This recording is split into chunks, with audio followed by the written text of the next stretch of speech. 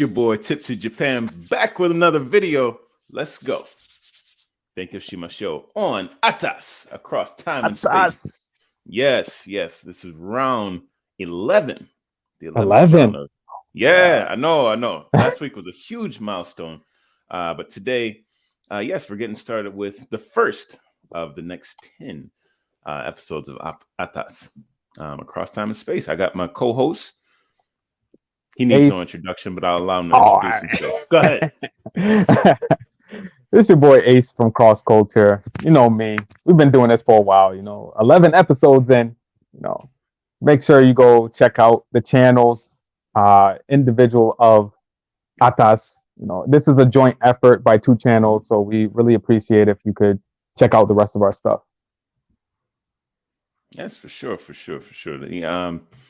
The issues that we discussed in our first 9 through 10 episodes were mostly focused around a book that we were reading called The Beautiful Struggle by Ta-Nehisi Coates. Mm-hmm. And, one of the original ideas of the podcast was, to maybe read, a book, discuss some of the issues from that book that we're experiencing in real life. And, that book was recommended to me by a friend who, he saw what I was going through in my struggle in Japan. Of course, he was, yes, I'm talking to you live from Makuhari, Chiba, Japan. And Chiba in the house. Oh, yeah. The reason we call this across time and space is because, I'm broadcasting from Japan. I'm in the future compared to a lot of our listeners, in the U.S. And abroad, other places. But we call it cross time and space for that reason. We want to also talk across generations in a sense. Yeah, definitely. And leave this voice out there for the next generation, for the current generation, of course, but for our kids. My idea in becoming a content creator is that I want to leave my voice for my son and my daughter and for my children's children. Someday they can look back and say, wow, that's what my grandfather was doing. Wow, that's what my great grandfather was doing. Can you imagine? That's crazy. Beautiful. That is beautiful, and And it wasn't just what I was doing and what I was reading, but what I was struggling with, what issues came up through reading different things. You get this stimulation, and especially when ideas that you're not so used to come up. When you see something on TV that pops out at you, or you read something in a book that pops out at you, just the way that it was said, it means something to you. You write it down, but then you need to talk about it with someone. Yeah, definitely. As an English teacher, what I usually do is this activity called Think, Pair, and Share. Think, Pair, and Share. So, I'll give the students some kind of stimulus, a question, and I want you to go ahead and think about that. Write it down on your paper. Everyone needs to move the pen. All right. You're going to have 10 seconds sometimes just to focus on that one thing. And I say, all right, no, in fact, all right, 100 words. Everybody has to write 100 words. Okay. And in that process of writing it, wow, I didn't realize that that's what I was thinking. The pen and paper are a really great way to start reflecting on things. And in my generation, that's the way that we did it. We wrote it down, and in Habakkuk, and I haven't read Habakkuk yet, but according to one of the, I've read it. I've touched on Habakkuk, but I haven't gone from super deep into it. Yeah. Not precept on precept. And maybe you could talk to Habakkuk a little bit. What does it say in there about dreams and writing it down? Oh man, you actually got me. I have not spent a lot of time in Habakkuk. A lot of what I think about dreams, it's vast and varied, but not specifically Habakkuk. Hmm. Hmm. Okay. Well, I know there was something in Habakkuk that's worth taking a look at, and this is going to be homework for our listeners. Okay. Oh yeah, oh yeah. We're gonna leave in homework from now on. All Oh right. man. All right. If it's a Hold up, hold on. Let me write yeah, it down. yeah. Let me address Get my that early on. pad. Early on, your assignment. All right. All right. Um, Oh, got a pen. Ah. this is homework. Hold It's up, okay. hold up, hold up, hold up. It's okay. Hold up for You're me. gonna Hold go. up for me. You're gonna listen again. But basically, um, yeah, we want to know, what does Habakkuk say about writing down dreams? Why is that important? You know, um, because you wake up first thing in the morning, and what has happened, if you got a good night's sleep, or if you've had any, deep sleep, is that your brain has addressed some of the stimulation that it got during the previous day. You've reorganized um, some ideas, and you've put it on a shelf in your mind somewhere. And now, first thing in the morning, here it is. Okay, this is, you've processed it all night. It's like you've basically hit the. Oh, that's good. That's good. I like It's that. written. It's written. Okay, It good, is written. good. Um, you've microwaved whatever needs to be done. You've chinged it, as they say in Japan. They go ching. Yeah, I Ding. can't find the word. You've heated it up in your mind, and I don't know, Yeah. but yeah, Reheated.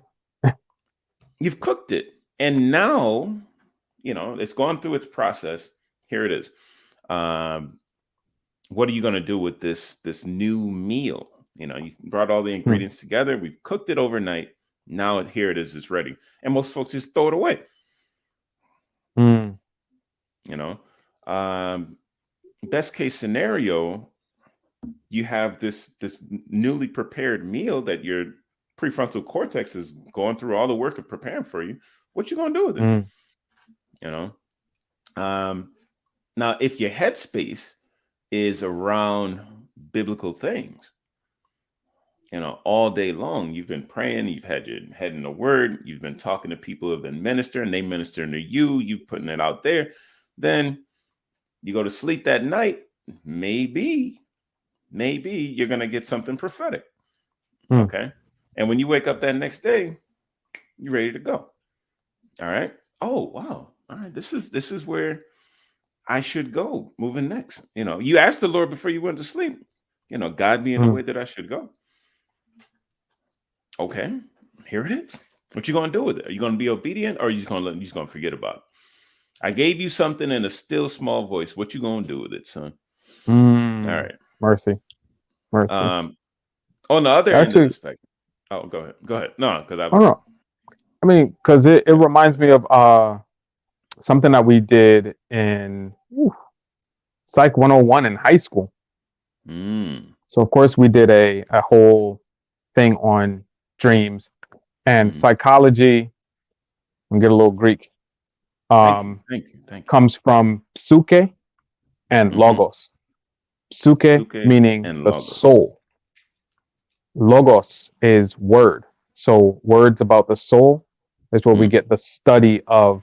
So biology is life, words, the study of life. Okay. So psyche biology is study the of soul. life. Okay. Yeah. So it was seen as the kind of why to all of our actions. The soul, like what of lens the are you soul. doing? Psychology? Yes, psychology, the study of the soul. Mm. It's the why. So of course we did dreams, why are we having these dreams, or what can we do to make sure that we have certain dreams? And two things that came up. If you meditate on something before you go to bed, it is way more likely that you will dream about that. Whether it be a book, a movie, certain thoughts, it's more likely that you will dream about those. And it's more so your conscious mind controlling your subconscious mind to be able to say, I want to focus on this even while I sleep. So sometimes thoughts enter our minds and we're just like, well, it's probably not the best thing for me to do, so let me cast that aside. You can do that in your dreams also.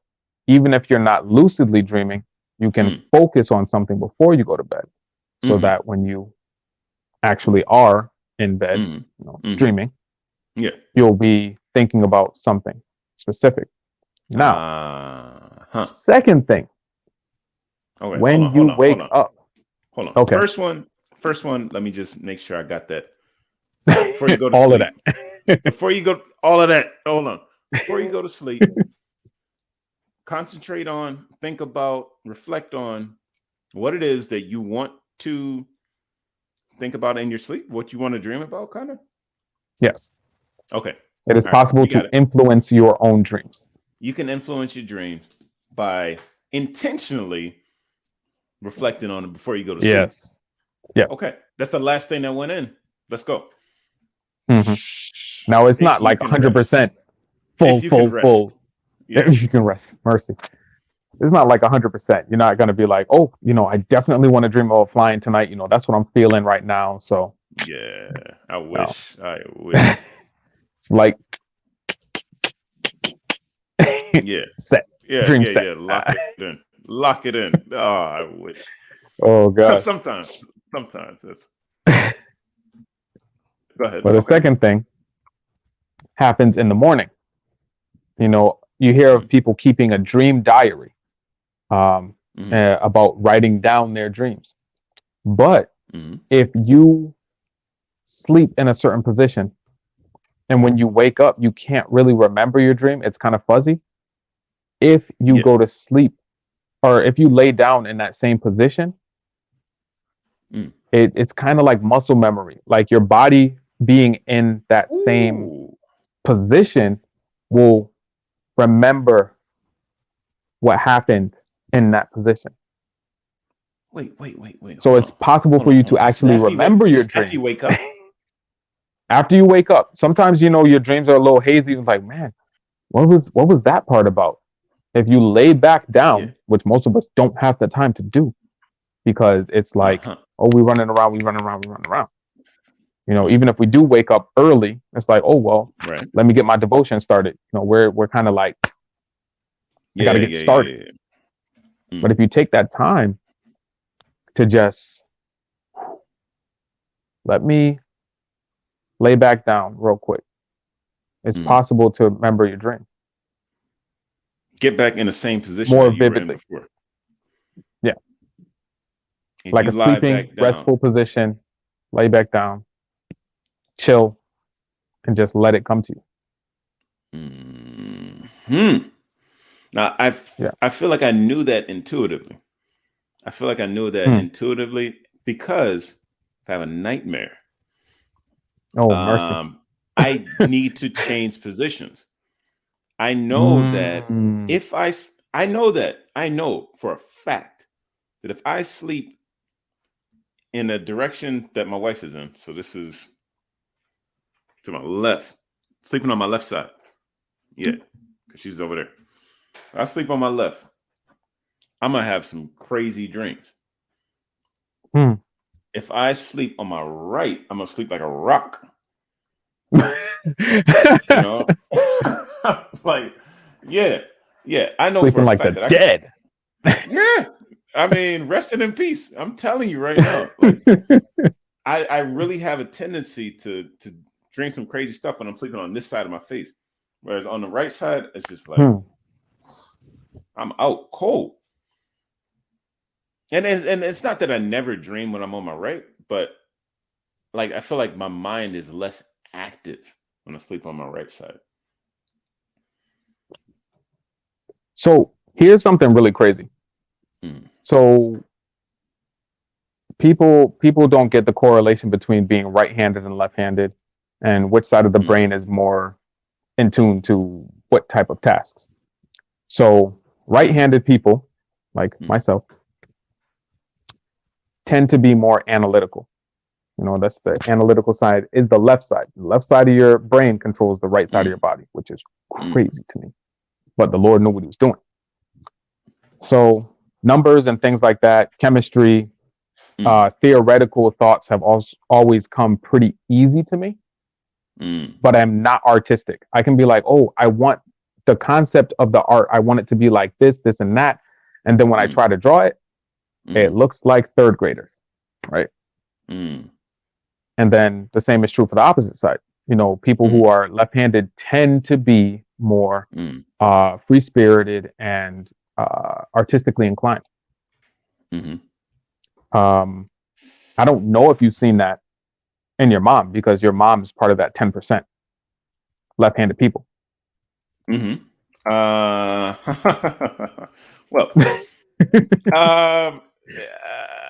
like I do know of that, right brain, left brain conversation.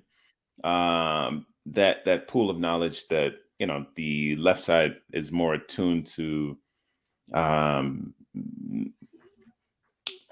artistic tasks, whereas the right side is more attuned to more like logic based tasks. I've heard that before, but I've also heard like the pushback there, because it's like, all right, in Japan you have this blood type uranai, not fortune telling, but personality categorization based on blood type. Okay, so you got A, B, AB, and O, 4 main blood types, right? Yeah. A blood type, just to give you a little background there, A blood type people tend to be very good at people pleasing.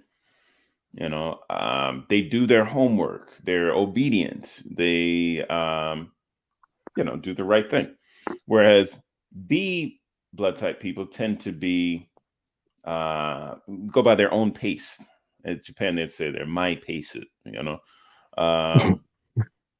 like they have their own way of doing things. A, B tend to be a little wishy-washy, in the sense that sometimes they're A, sometimes they're B. They're just like in between, Okay. But they're on the fence usually when it's like, it's you need a decision. You need to, come up with what to do in the situation. Either one's fine. They don't give their like a clear answer. Whereas A people would be people pleasing, B would be like, no, I want to do something else. A, B, or it's like, they're kind of in between. And then you have O blood types where they're very rough around the edges. When it comes to like needing to be exact about things, then it's very hard for them to get on point. But they're very warm-hearted people. So with O blood types, it's like if they would get their act together, they could be just as good as A people. As the A. Oh, okay. Yeah. And so it's weird, because if you're told from an early age that if you are this blood type, then you're probably going to be this thing. And A seems to be at an advantage, in terms of like success in life. Okay, they're the type of people who are patient and harmonize and do their homework on time, and they're never late. And okay, whereas B, they're doing their own thing, and it's like being an offie almost. I don't even remember that word offie. Oh, an God. offie, yeah. O are a little like lazy, or they're not exact, they're not quite on time. And then in Japan, that doesn't associate with success very much, but it makes people like you, kind of thing. And then A, B, they're just kind of off the map. Well, it's funny because Japan has a high percentage of A blood types, and the US has a relatively high percentage of O blood types. But it's like, do we see national character there? It's an interesting, concept. My question is, do you know your blood type? Yes. And do you know my blood type? I think I do. Hmm. I don't know your blood type. Mm. And they say it doesn't work for foreign people. But if Yeah, anybody of knows my course. blood, Oh, it yeah, doesn't like we work don't for all have, foreign people. yeah, like we don't all have blood. Well, if it doesn't work for them, then it's a bunch of Baloney. oops. Yeah, there you go. Correct euphemism chosen. So, based on what I just explained to you, Yeah. you should probably, I don't know if, can you guess my blood type? Well, And does your blood type match the description that I just explained? hmm. Okay. So I am type O. B. And Yeah. you thought I Okay. was type B? You think I'm a rebel? Yeah, I think you're willing to embrace that. Ah, yeah. You know, even Paul said I was all things to all men. There we go. There we go. So, I mean, I could see it, type O. I don't think of myself as particularly warm hearted, though. I feel like I can be really cold to people. And Mm. that's something that I've been praying the Lord to kind of fix in me. I have been praying the same. Not for myself. But not, oh, dang, what you trying to Oh. say? But at the same time, I do see, I try to be on time, Mm. and I had a lot more success being on time when I was in college. Mm. And when I returned back home, I had a lot more success being on time. But Mm. being here, it's like life Mm. is just, to me, it's just so slow. I'm just like, Different oh my pace. goodness. And I've gotten caught up in that different pace. Yeah. Uh, Um, so I would say for the most part, though, mm. yeah, it kind of fits. I feel like it's Mm. not going to be a catch all like, oh, you're going to be exactly like this. Mm. But I can definitely see Mm. those things. Yeah. So now I have to guess your blood type now, right? That's Yeah. the okay. It's funny. It's funny though. I'm gonna say this because I got two parents, and one is one and one is the other. And I thought that I was Uh, the one that I thought I was the one that this parent is. And then I went to go give blood because I'm that type of person. I like to give blood, and mm, lo and behold, that was something else. yeah. So I want to say Drum roll, please. AB. Ah. Oh, okay. Okay. You're good at I mean, guessing. I could be. Oh no, I was right. No. I'm No. just Okay. being warm-hearted because that's what people of my So blood you're an type O do. type, huh? That makes me know, yeah. So I mean, growing up, Mm. I could see you being that leader, the take charge type. But Mm. in school, you were not. No, So it wait, wasn't which always about which blood type are you associating with leadership? hey. Oh.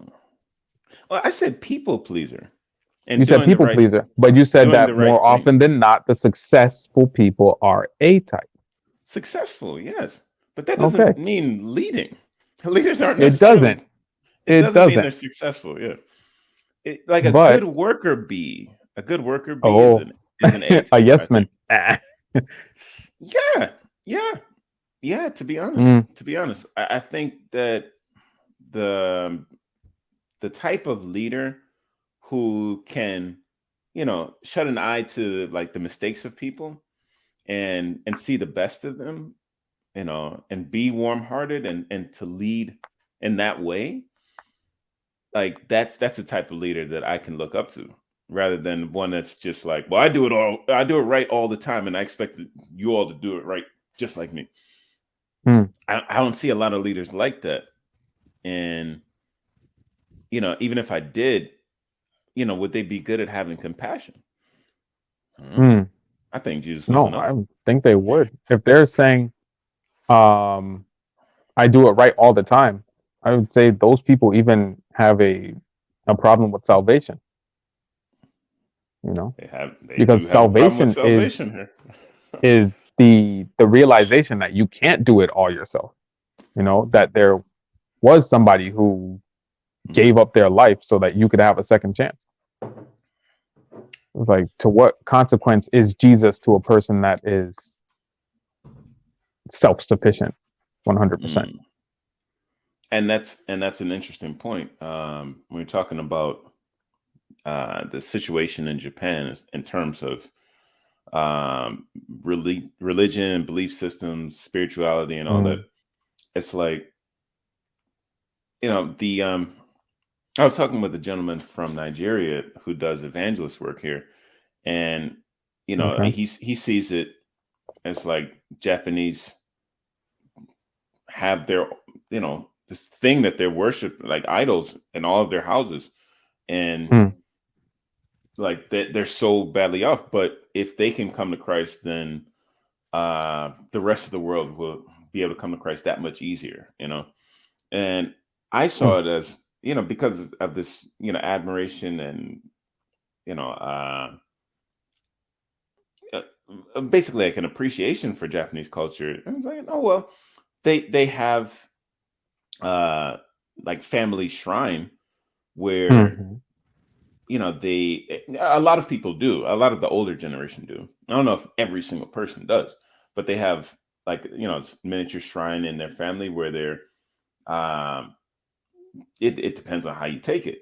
They do a prayer towards their grandparents or ancestor or whatever that has passed away, mhm, and they'll do like a clap or whatever towards that in reverence of the person, like remembering them and having them as part of their life still, mhm, and to see that as like pure evil. I don't know. Like, I'm not called to see that as evil at this point. But what I am noticing through this conversation is that there's this kind of sense of self-sufficiency. Like, each person has their own thing in their house, their own ancestor, and that's enough. That's enough for mm, them. It feels like that's enough for them to address the religious part of their psyche, you know. mm, Um so I wonder about, what an evangelist can say to them, to make them to I mean, it's not that they need to be that each evangelist needs to prick that person's conscience. I don't know, what angle it needs to be, but it's rather, like a seed being planted. If mhm, you plant the seed in the right spot, then it's going to grow. If you plant it on the wrong spot, among thorns, it's going to have a hard time. All right. mhm, Um, this does bring me back to the point here, and this banner that I have at the bottom of the screen. Um, there's a book called Homo Sapiens, not Homo Sapien, uh, by Yuval Noah Uradi, and I said his name last week, and I've said it correctly this week, so I think I've got a good hold on it. But this book is it's a very interesting book mm, in the sense that it makes me confront a lot of the um, a wide range of issues, including the religion issue, the gender issues, the race issues. It's a wild ride.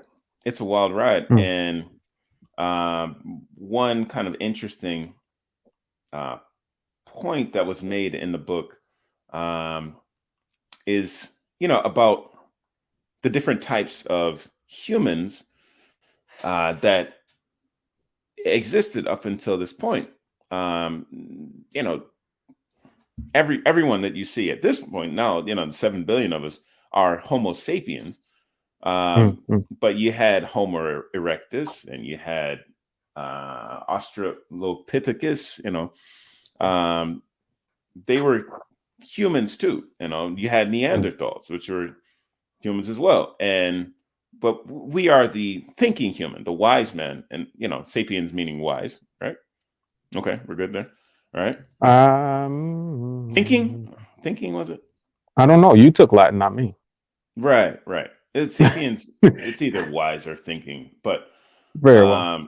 Yeah, I'm going to leave it there. But the point is that what sets us apart from every other animal in the kingdom is our propensity to create things. That's what Homo sapiens do. The book posits that religion is also our creation, which I have a really hard time swallowing that pill. But really? Well, I mean, that God is also a creation. They take it all the way. All the way, because that's that what like all the somebody created God in order to. No, not that someone did, but that collectively, we did that to explain, because we're constantly thinking. Our brains are, So the more primitive, I mean, it's the same people now that have been around for the last what's it, 50,000 years. Like there hasn't been any evolution in our collective like DNA, for the last 50,000 years or so. And so if you took a person from then and had them here now, if they learned what we learned from day one of life, then they would be absolutely fine. And vice versa. If one of us was born all the way back then, we take in through nurture, our environment, and then deal with the situation. We'd learn the language, whatever language we need to learn, and go. But it's like language itself is a construct, a concept, a created thing through our social interdependence. Our social interdependent network created this thing called language. Without language, we wouldn't be able to talk to each other the way that we do. And the level that we talk to each other is so much more advanced than what other animals can do. Why? Because we created this thing called language. In the beginning was the word. I felt that coming up there. But all right, so vibrations, these sounds that we have. If I say the word table, you know what I mean. If you say the word table to a fourth of the planet, because that's how many speak English, they know what you mean. But that sound doesn't mean anything to any other creature in the universe unless we taught it to them. Right? We could teach, a chimpanzee the word table, and they'll learn through like associations and through our teaching methods that that's what it means. But we have to put that there, and we have to I know what you're saying. Money. The concept of money. Oh gosh. We call it the root of all evil, but guess what? We created it. Wait. Hold up. Go ahead. Because a lot of people say that. And they got it wrong. Right. It's the love of the money. love of money is the root of all evil. Money is just a tool. It can be used in so many ways, but if you're greedy for it, that's the root of all evil. Right. But like money itself it's a value system that we created interdependently to exchange goods and services, and it's not going anywhere. No. We're not going digital. Back. It's only going forward. It's definitely not going back. To like a barter system. Like I'm not going to seek out someone to make my hoodie. And then give him some English lessons, because that's the value I add. That's your trade. Value I add. Yeah. I'm gonna teach you English. Make me a hoodie. Like, that's not happening. Like that whole value system that we attached to money and created it from scratch and we can use shells, we can use gold, we can use whatever we want to assign a value to that thing. Like Mm. it's interesting because God said in Genesis, and then it was. And Mm-hmm. collectively we say, and then it is kind of, but it's like, to what extent? How far does that go? That rabbit hole, if you start getting into deconstructing everything, then Mm. like just, you know, like we talked about it last week. We talked a little bit about it last week. Like, we create this idea of thinking that you're an employee for a company. Like if you do a certain number of Oh. rituals, then suddenly you work for that company, and then you're allowed to go into their space and distribute their good or service to other people. Mm-hmm. Like that whole thing is something that we created out of thin air, and that it doesn't have a physical reality, but it is a reality that we have Yeah, to it's enter. intangible. Yeah. I mean, it's intangible, but it's quite real. Oh, It quite is real. quite real. The lack of money is quite real. The having Oh, of it is quite real. quite real. You can't just imagine that you have it and have it unless you are you read The Secret and then you think that you you have it. Yeah. Sorry, Oprah. But yeah, it's so this book, Sapiens, is a very interesting read because Mm. it goes in on everything. And the audiobook, man, it's long. The actual book, I was reading the actual book and then I switched over to the audio just to see if I can get a little bit further. And it's just like, this is music to my ears, but that type of music that I don't like listening to, because then I have to address, the things that Everything. you have to address everything. Yeah. And I'd love to address it with the audience. I'd love to see where people are. Man, the next book after is called Homo Deus. Oh no. Oh my Gosh. Lord. Would it be more like the divine man? What does that mean? Yeah. It's okay. So yeah, so Homo sapiens is where humanity and all of its different forms before the current, Mm. and where humanity is among nature and all that. Like it addresses all of that up till now, but then Homo Okay. Deus takes from now and where things are headed. Headed. Yeah. And New York Times bestseller, like millions, tens of millions sold, means a lot of people are reading it. Mm. And that's a lot of minds that are going to be shifted. And with the shifting of minds comes a new reality. Mm-hmm. That A new regime.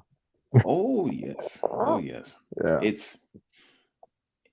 I feel like it's necessary to address these things now, so that when the generation that listens to this podcast in the future, when they go back and say, what was the soup du jour in 2022? 2022. Yeah, you living too far in the future. I'm still in 2021. Oh, but I mean, no, I'm just saying, like, where things are going forward. Yeah. I'd That love to is take y'all on for the very, ride. very crazy to think of, because if we take a look back at Adam and Eve, right? Mm. We got Adam and Eve in the garden, and God tells them, you can eat of any tree except for this one, the tree of the knowledge of good and evil. Which one? Yeah. So they had free range, and they had God's blessing to do just that. But the tree of knowledge of good and evil represents one thing. The tree usurping of the tree of what? the tree of knowledge of good and evil. The tree of the knowledge of good and evil.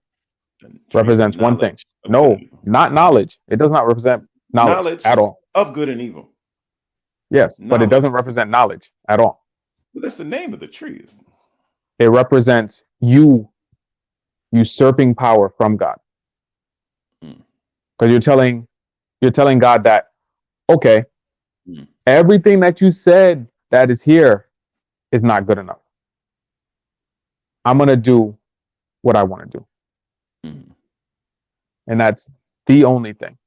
And that's why we got started on this path of sin and destruction. Because Adam and Eve decided that they knew better than God. Mm. You just going to crash stuff down when I'm talking. Oh no. I was thinking about that. Mic drop. Yeah. It's not. Yeah, you're right. It's not the tree of knowledge.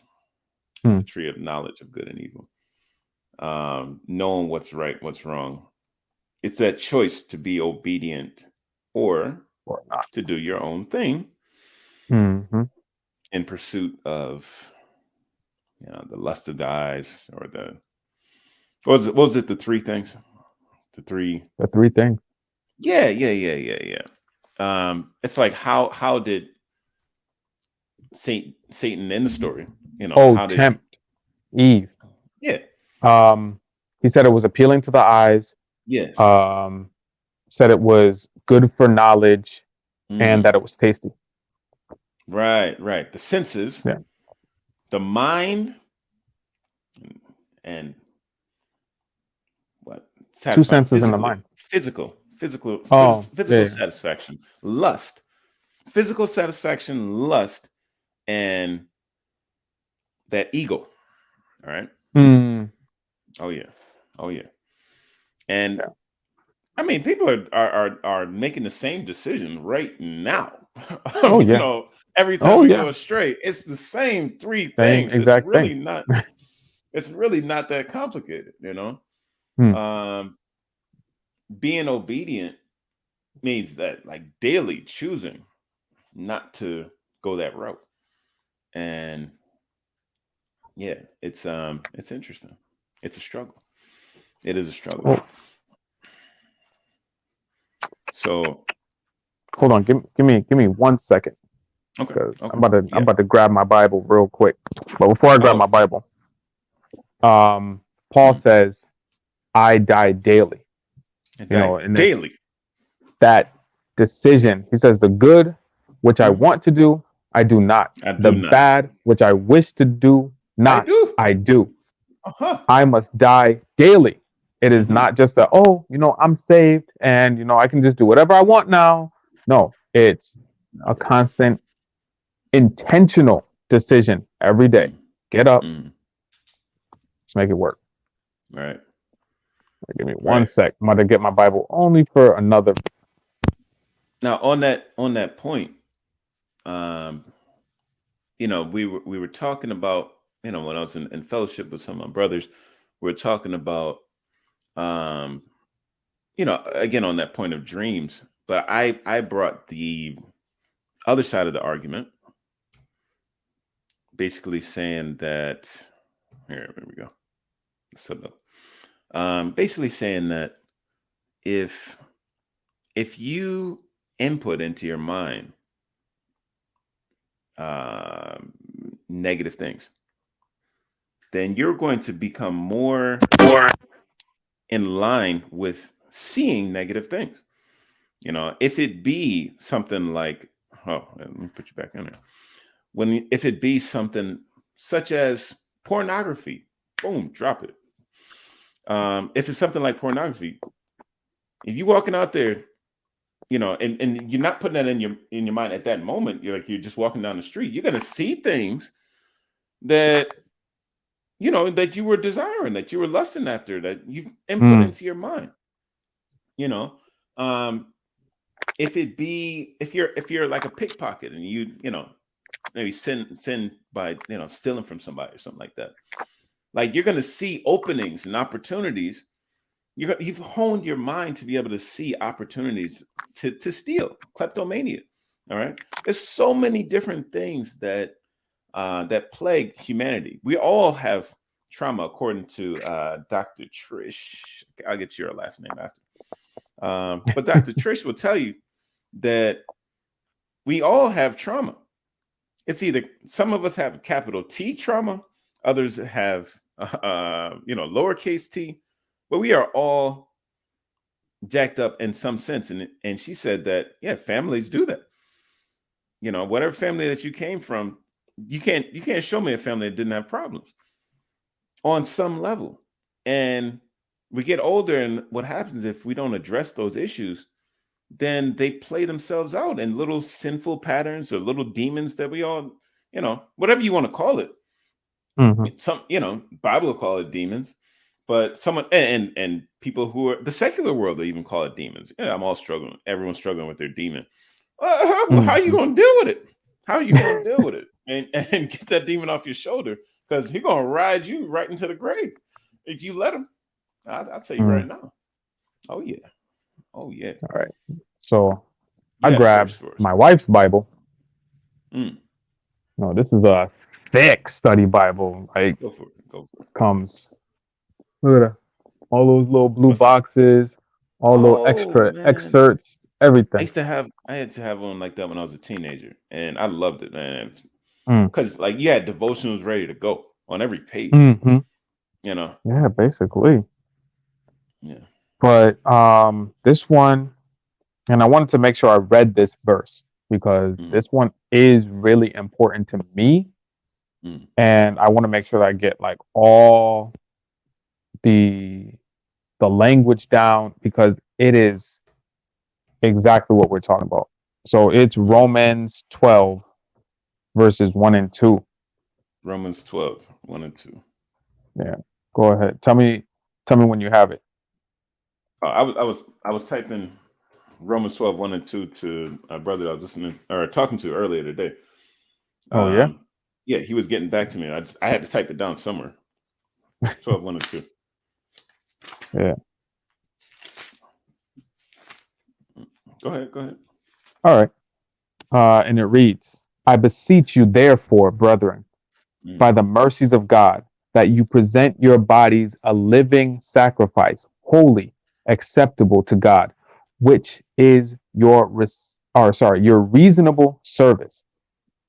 And do not be conformed to this world, but be transformed by the renewing of your mind, that you may prove what is good and acceptable and perfect will of God. I mean, it's just don't just try to go with the flow just because the flow is going. It's I mean, look, you put freestyle on the so I'm gonna freestyle a little bit. Oh no, you feel free. I told him, I said, look, this is cross culture in TPC Japan. I'm the people's champ, and this man is bringing the cross to culture. Where does it intersect? All right, so it is what it is. All right. So the thing about it is that the world,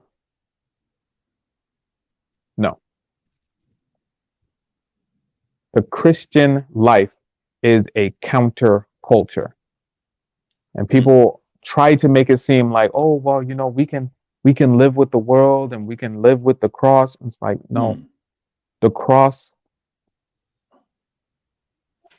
is a symbol of a difference. And the reason I say that is because the world will tell you to look out for number one. But what does the cross say? What does the Bible say? He who refreshes will be refreshed. If you look after your brother, then you'll be looked after. Look after those who can't look after themselves. And it's literally the opposite of what the world tells you. Literally the opposite. Now, am I saying that I got it all down pat? No. But that's what a good Christian is supposed to say. That I don't have it all down pat. And I'm endeavoring to be like Jesus every day. I'm making mistakes and I'm trying. And because I'm trying, that's success. You only fail if you don't try. Like, honestly. People like, oh, well, it didn't turn out the way I wanted it, so that's a failure. But no, you fail if you don't try. You can take whatever pieces that last try was broken into, and you can make a new picture out of it. But if you don't try, you'll never get new. You will always fail. Well, I would definitely have to agree that, yeah, I mean, a large portion of, the Christian community, they want to go through, they don't want it to be hard. They don't want to be hard. They want to pick up a cross. Oh. Pick up your cross and follow me. Like, I know, y'all. Especially with, like, when you step into it, it's just like, all right, well, yeah, being a Christian doesn't seem that hard. Love your neighbors. I love my neighbors already. They're very nice people. Got a white picket fence and everything. No, it's loving on somebody when it's hard. It's getting in alignment so that you don't say the wrong things. It's a matter of just not embracing it and not embracing your demons. Is that it? Not just living with it and just saying, that's life. I'm I don't know, molester. It's gonna live with it. That's my thing. No. We've all fall short. All right. We've all sinned and fall short of the glory of God. Yeah. Do the right thing. And don't slide back into it. I know that alcohol, it makes you forget for the moment. But you can't just keep hitting the reset button. It's not, that will lead you unto death early, earlier than his plan or her, earlier than the plan, it's hard out there. And sometimes it'll look easy. What does that mean? It's hard out there to do the right thing. Sometimes just doing the wrong thing will look real easy. I remember I was a university student. It came easy. Don't do it. Mercy. Don't do it. Come on back. Mercy. Come on back. I remember one time outside the U. I was in front of McCrary, and I heard somebody say, I was playing tennis. Heard somebody say, "Man, I ain't been to church in years." This dude was walking around with his pants sagging. He said, "I ain't been to church in years since I was a kid." Laughing. I was just like, "Man, you out there living that life. I hope you survive, brother." That's what I was thinking in my head. But I know, yeah. I've been there. I know. All right. I was Saul of Tarsus once upon a time. Oh no. I hope you got transformed. Yeah, but a renewing of your mind. That's what it says. Yeah. Then you will be able to test and approve what God's will is. Because you renewed your mind. Yes. Not the renewing of your mind. The renewing. Renew ing. So this is the renewing. Progressive. Yow. But that's re. So it's like your mind was already new, and you may have been taught what you were supposed to do when you were young. Uncle Jeffrey. Something went wrong. And that Paul is saying, because Paul was a Jew among Jews. He was a Benjamite. He was like the person that you aspire to be when you're a Jew. My goodness. And he had to renew his mind because everything that he had been taught as good was just a farce. So he had to renew his mind. It's like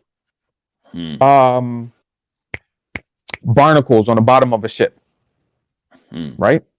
They gather there. That's just what they do. You know, they gather at the bottom of the ship, and you can go in and ting, ting, ting, ting, one at a time. Ting, ting, ting, Spread ting, them ting. out. Take them all. And you can make that ship shine bright as new. Put a new fresh coat of paint on it, you know, restore it.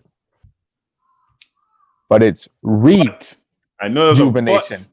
It's rejuvenation. It has already been made new, has gone through some stuff, and now you're restoring it. I'm capitalizing on the re because people think that once you've done something, that's it.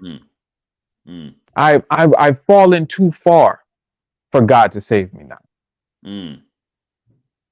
And I feel like people need to capitalize on the fact that if you're moving backwards in your walk, you're still moving.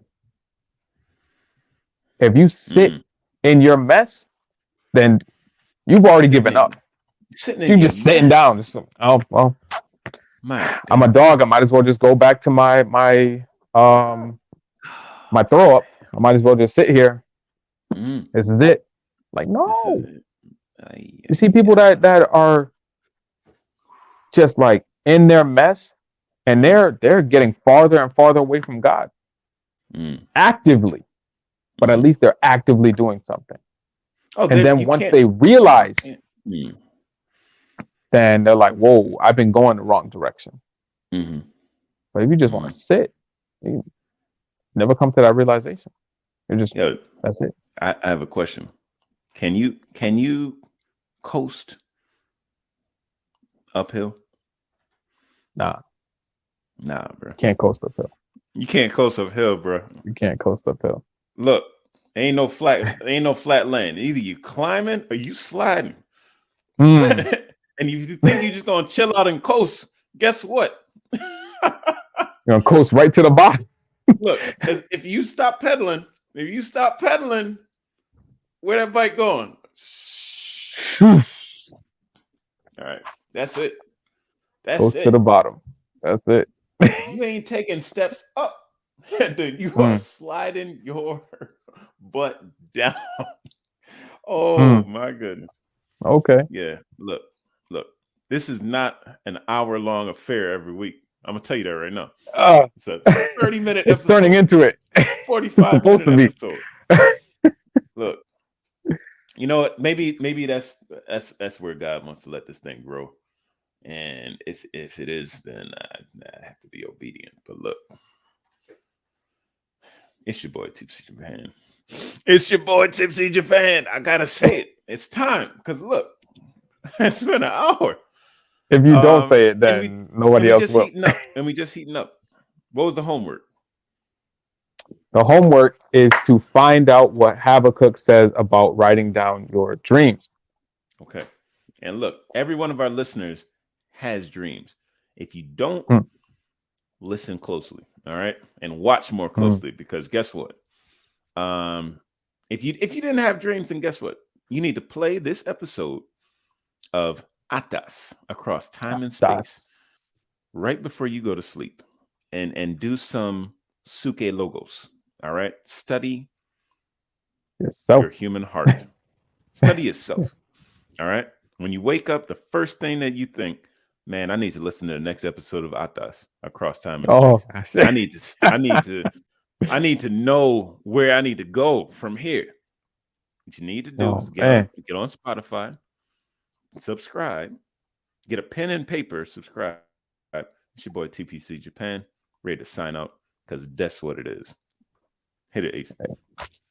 It's your boy Ace from counterculture. Until next time, stay prayed up and be blessed. Amen.